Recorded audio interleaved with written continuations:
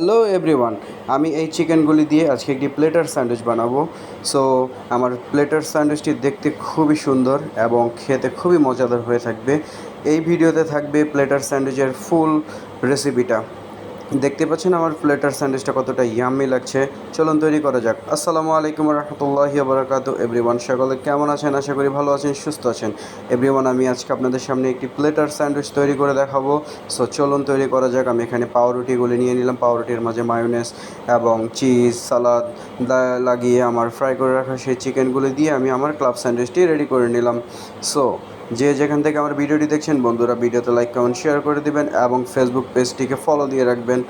আর আপনাদের নতুন নতুন রেসিপি চাইলে আপনারা আমার কমেন্ট বক্সে জানাবেন।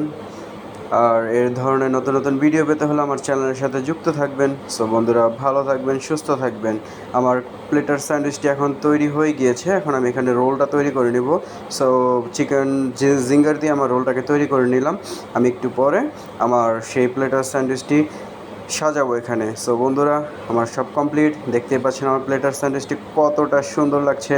সো বন্ধুরা, কমেন্ট করে অবশ্যই জানাবেন ভিডিওটি কেমন হলো। আর সবাই আমার পেজের সাথে যুক্ত থাকবেন, সাপোর্ট করবেন। ভালো থাকবেন। আসসালামু আলাইকুম।